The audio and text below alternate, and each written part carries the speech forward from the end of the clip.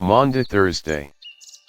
There was a story among ancient Babylonians about the creation of man.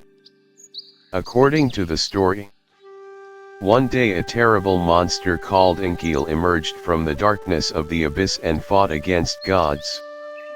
He defeated most of the gods and goddesses and drove them away from heaven. After defeating minor deities, Enkiel finally fought with the supreme god called Marduk. The fight continued for several years without anyone winning or losing. Finally god Marduk defeated Enkiel and slew him with his mighty sword. After killing Enkiel, god Marduk mingled the blood of Enkiel with mud and created man.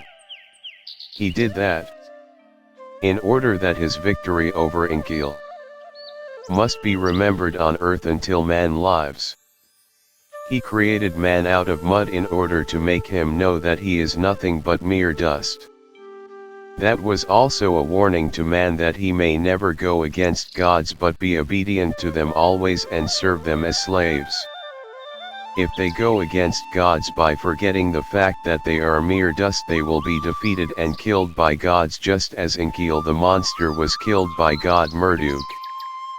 Just contrary to the story, in today's gospel we see Jesus, the real God, who reveals his humility by washing the feet of his disciples.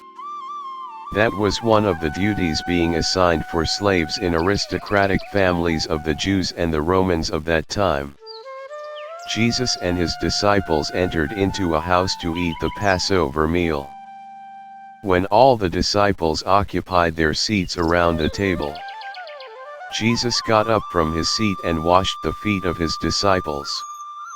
A master washing the feet of his disciples is a unique event. We cannot see another such event in the history of mankind.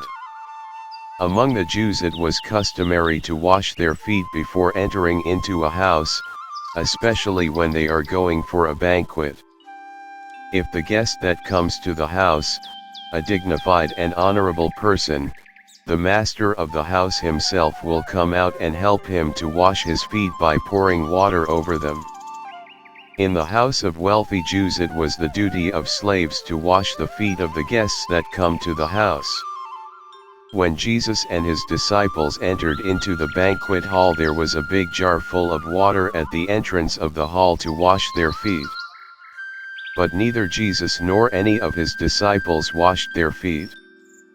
On such occasions usually one of the disciples will help others to wash their feet, or at least the feet of the master. But on that day none of the disciples helped others to wash their feet or even the feet of their master.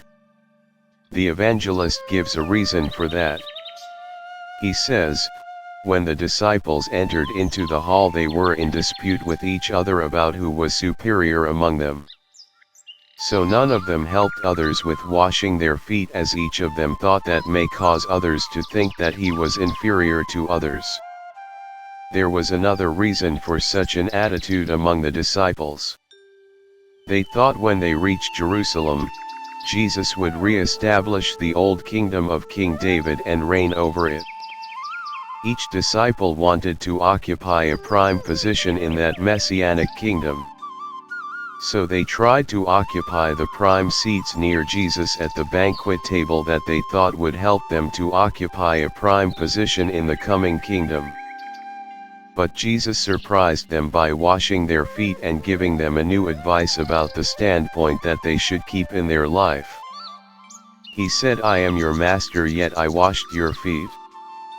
So you also should wash the feet of each other as I did to you."